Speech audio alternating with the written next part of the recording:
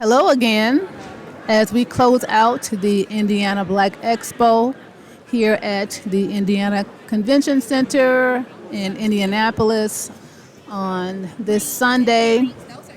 Recording live the Pain in Your Assets podcast with Stella Bee on air. And before we get into our last episode of the season 2, I just wanted as a segue from the previous episode 6 to the episode 6 focused on family and friends and business support and so forth. And I heard Chris Rock say this about relationships. He has what he called the 2 rules to a relationship. And quote unquote, he said, people say, oh, relationships are tough. No, they're not. They're only tough when one person's working on it. 2 people can move a couch real easy. One person can't move it at all. That's right. If you're in a relationship or a friendship or a business deal, I added that in there. Let me try to help you right now. Rule number 1 is what Chris said. Stop competing. Her success is your success, and your success is her success. Anyone notice that Chris named her success? Stop competing. Rule number 2, there is no equality in a relationship. He's like, we're equals. No, you're not. You're both there to serve. You are in the service industry. I think that was great what he said. And when you're in a relationship, you're in a band. And when you're in a band, you have roles that play in the band, quote unquote. Just wanted to add that in there as a segue into season 2, episode 7. And as we get into episode 7, I think the last topic that I had on here, it's a bit messy, a bit petty. Is my man her man or his man too? You've heard that. You heard the songs. You've seen the various relationship gurus, which I still have. I still have my own inhibitions of individuals who are relationship gurus that have never been married. I know I shouldn't be judging. I guess it's kind of like individuals who get a CPA license and really don't have no experience. It's like, yeah, you studied and you memorized all that stuff and passed that test, but if I put you behind this computer right now, you will have no clue as to what you're doing. So, anywho, I'll leave that alone and keep going on in Jesus' name. But in this last episode, just wanted to kind of touch on just a few questions. I may not go into detail about all of these, but I'm just going to mention them. Number 1, situationships. That's a whole, get on your hands and knees, prayer fast, shut in kind of thing. We've all been there. Some are still in there. Again, we don't judge on this podcast, but I'm just mentioning it that those do happen for singles and married folks. And just to clarify some things for people who say, what do you call it? The side chicks and their side dudes as well. If you are married and the other person is single, or the other person is single and you are married, in the Bible it says that if you are single but you sleep with someone that's married, you also commit adultery. I didn't write that. That's what's in the Bible. But if both persons are married, that other person is not a side chick or a side dude. That's called an affair. So just technicality in terms. But in relationships in general, or situationships, for those who don't necessarily claim you as their person, like you guys see each other on a regular basis, and the frequency of that can vary. If you're close enough where they see you almost daily or weekly, that could be the case if you happen to live in the same city. For those who may do work and you stationed at a certain area for a while, you may have your situationship there.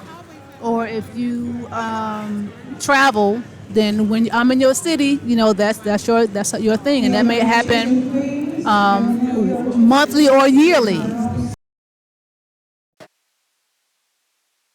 And just going through my list, I may not touch on all of these, but some of the questions that I had as I was writing this last chapter, is closure necessary? If you are in a situationship with someone, not a relationship, because you're not claiming a person or they're not claiming you. It's not a marriage, because that definitely takes some formality. You can't just walk away from that. But sometimes when you're in those situationships and you tired of being in it, they tired of being in it, or you on to somebody else, I'm on to the next one. It's closure absolutely necessary. I guess it depends on how close you were to that person. If you want, it also depends on if you want to continue to be that person's friend. Some people keep you around just in case they might need you later. I might be in your city again, and I want to, I kind of like our connection. I want to, hit you up again. But for the ones that you just, okay, I don't want to have anything else to do with him, anything else to do with her. And it may not be because you had a bad separation. You just want to move on from that part of your life. I am one personally who feels like if I am going to be seeing someone seriously, I don't want to remain friends with anyone that I've had sexual connections with in the past. That's just me.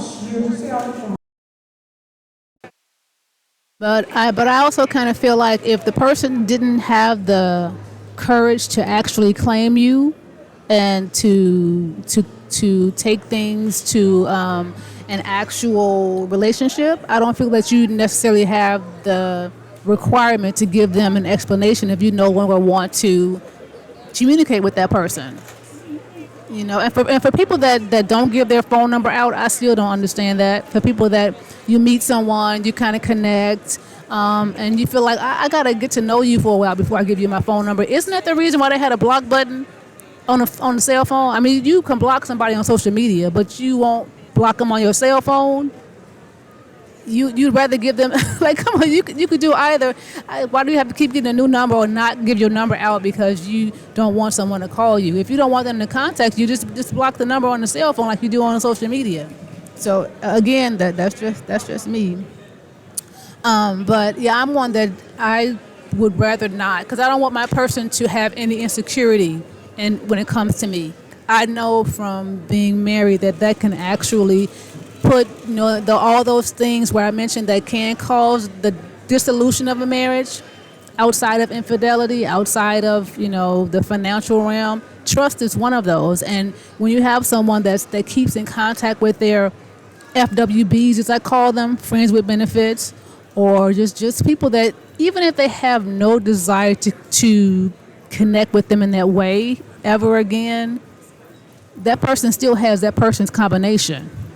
If they wanted to, they know what to do, what to say, that eye, that look, that touch, whatever, that can kind of spark that. And even if they don't pursue it, it still kind of keeps something emotionally, people that are emotionally unavailable. It's because they're holding those places in their heart for those other people. Like the other person that you made that may really be your person can't really get all the way in because that sponge is already wet.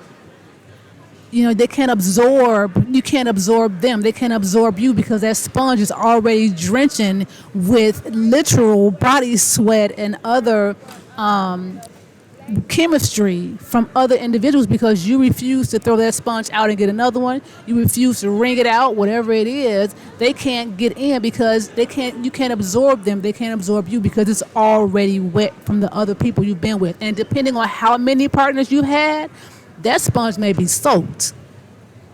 So me personally, just to when you come to the altar to God and you purge, you almost got to purge, as a babe in Christ when you get into someone that you really want to be with.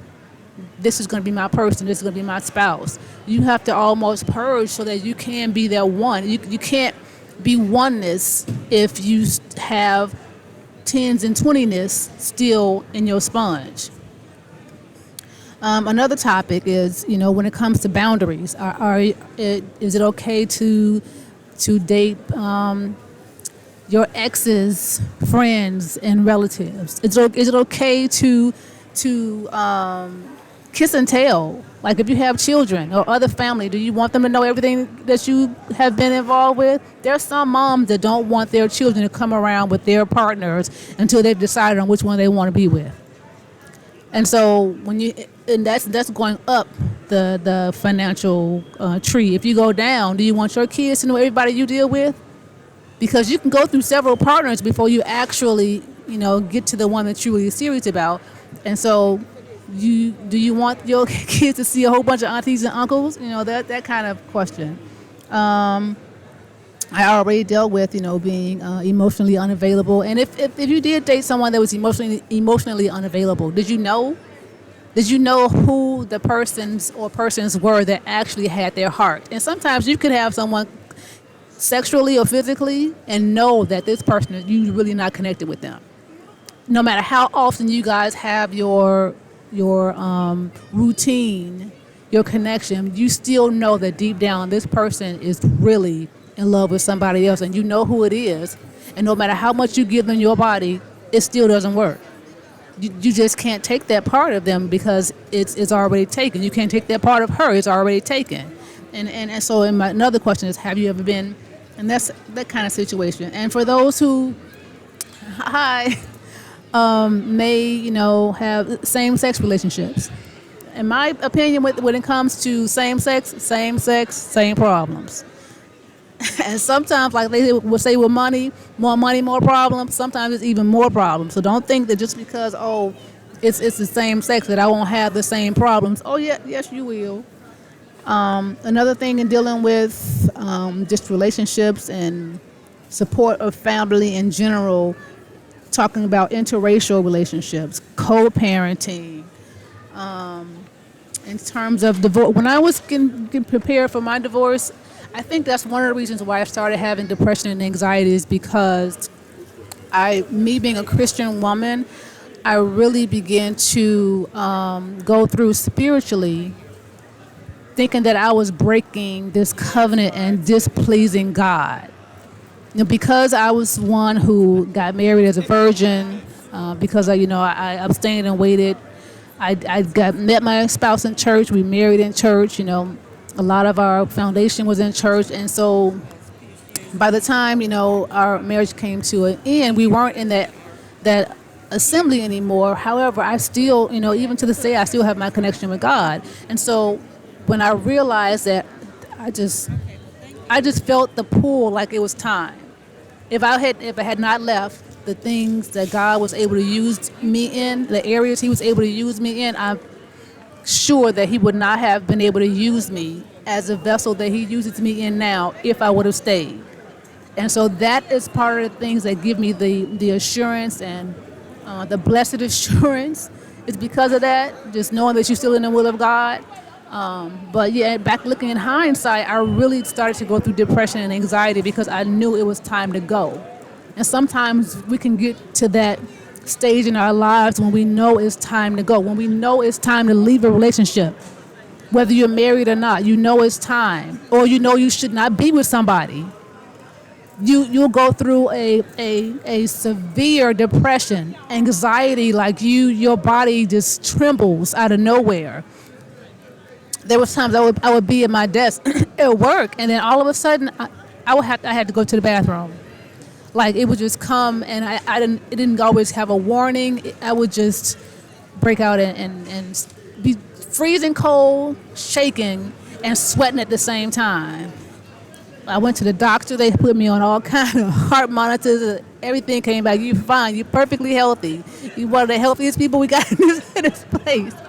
But when I, began to assess at the core, I knew what it was. It was time for me to go, and I was fighting it because I'm like, God, I don't want to displease you.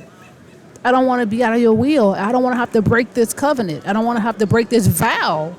What am I going to tell my family? And my friends, and a lot of my family was at our wedding. They knew that I married in church and that I was a virgin and that I have this relationship with you. What are they gonna say? I had all of those mind warfares, and I think that was really most of the depression. It wasn't so much that I can't stand this man anymore, and he was just treating me so horrible. That wasn't it. The part that really gave me the most of the depression and anxiety was the pull on God, letting me know that He wanted to take me to another level. To the information booth.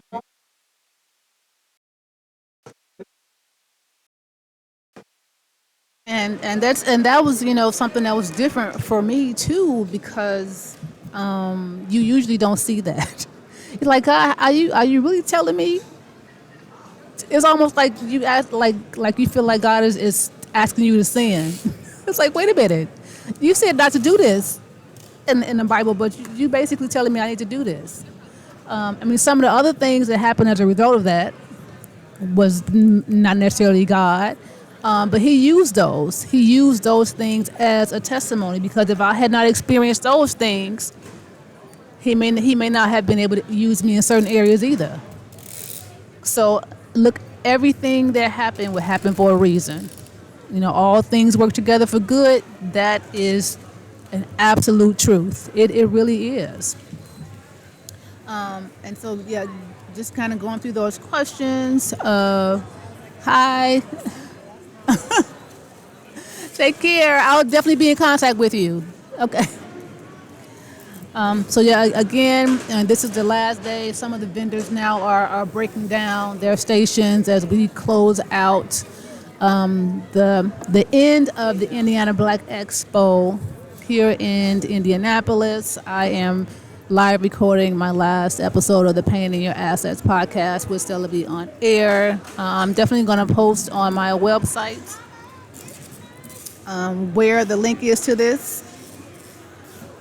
But this has been a journey. I initially wrote this book, and I put it on Amazon. Then I took it off. Partly because some of the things I had in here, I had a change of heart on it. Some of the quotes I had, I had listened to Michelle Obama's podcast, and I was like, wait a minute, she actually got permission from those people to include that in her book? It's public knowledge. Do I have to do that? So some of the, and I know I've mentioned some quotes here, no intentions to be on any kind of copyrights or any of that.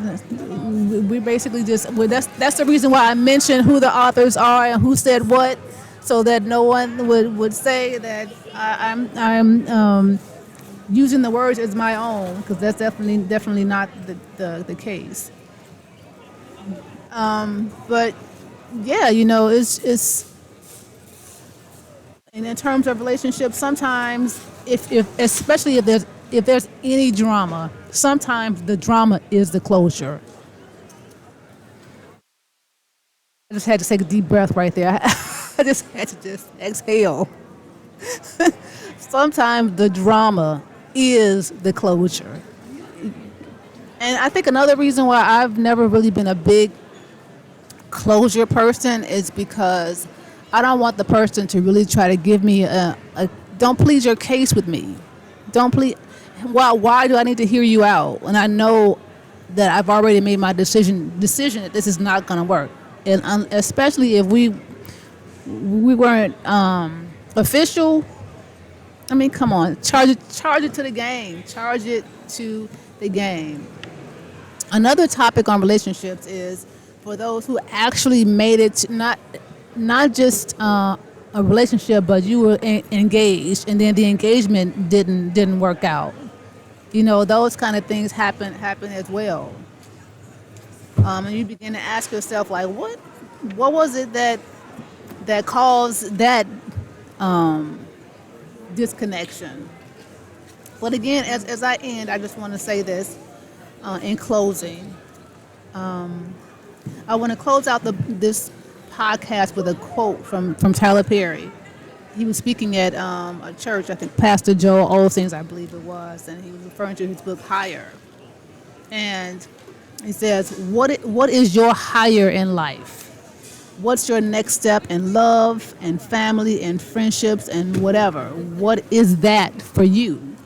Whatever that is for you, reach for that. Pray for that. Strive for that. Fast for that. Ask God for that. Don't stop pushing until you get that. And that's what I want people to walk away with from this podcast. That kind of encouragement is whatever that is, don't stop pushing until you get that. Again, this is the Pain in Your Assets podcast with Stella Bee on air. God bless.